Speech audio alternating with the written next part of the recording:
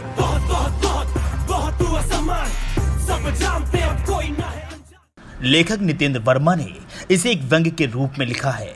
इसका उद्देश्य किसी व्यक्ति या संस्था, पद या स्थान की छवि खराब करना नहीं है, न ही इसका कोई राजनीतिक मंतव्य है। भैया सुने तो होंगे, क्या झन्नाटेदार जड़ा है। ये अपने आप में ऐतिहासिक और भूतपूर्व है। ये समझिए कि पूरब से लेकर पश्चिम तक और उत्तर से लेकर दक्षिण तक पूरे 360 डिग्री बस इसी की गूंज है। कुछ ऐसा ही किया है माननीय मद्रास हाईकोर्ट ने माननीय चुनाव के साथ। भैया ऐसा भिगो भिगो के धरा है कि चुनाव मुंह छिपाए यहाँ वहाँ फिर रहा है, लेकिन गलती चुनाव की भी नहीं। अरे हम उस देश के वासी हैं जहां चुनाव सबसे बड़ा त्योहार माना जाता है। 5 साल चुनाव के इंतजार में बेचारी जनता और राजनेता ढंग से सो नहीं पाते। कितने तो इसी चक्कर में बीपी और शुगर की समस्या पाल लेते हैं। अरे सूरज ना निकले तो जी लेंगे, चांद ना दिखे तो भी रह लेंगे, लेकिन भैया चुनाव ना हो तो आदमी की हालत बिन पानी मछली जैसी हो जाती है।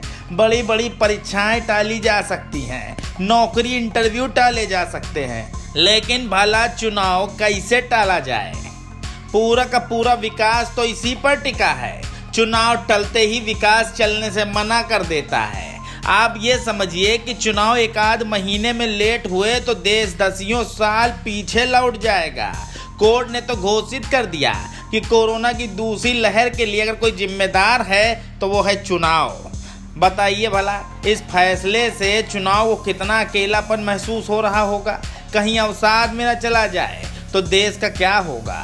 अरे किसी और को भी साथ में जिम्मेदार ठहराते तो कम से कम एक दूसरे को अपना दुखड़ा तो सुना लेते, गम कुछ हल्का तो होता। बताइए, एक तो इतनी मेहनत से देश भर में चुनाव करवाएं, जमकर रैलियां करवाएं, रोड शो करवाएं, लाखों की भीड़ जमा करवाएं, कोरोना प्रोटोकॉल की धज्जियां उड़वाएं। सोचे थे साहब खुश होंगे, इनाम देंगे, लेकिन कोर्ट ने तो सरे बाजार इज्जत ही नीलाम कर दी। कोर्ट ने तो धमकी भी दी कि आयोग के अधिकारियों पर हत्या के आरोपों में केस भी दर्ज हो सकता है। तो भैया ऐसा है कि हवन होगा तो आहुतियां भी देनी पड़ेंगी, और देश हित में 2-4 चले भी गए तो कौन सा पहाड़ टूट पड़ा। खबरें बता रही हैं कि यूपी के पंचायत चुनाव की ड्यूटी में लगे 135 कर्मियों की मृत्यु हुई है।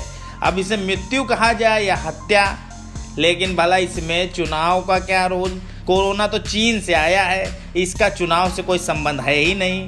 दूसरे ग्रह पर रहने वाला आरोप तो सरासर निराधार है, यह संभव ही नहीं है। जब यहीं रहकर आंखें बंद की जा सकती है तो फिर दूसरे ग्रह पर जाने की कोई ज़रूरत ही नहीं है। अब तो ऐसा है कि चुनाव समाप्त हो चुके हैं, साथ ही कोरोना भी अपने चरम पर पहुंच चुका है। कुल मिलाकर मकसद पूरा हो चुका है।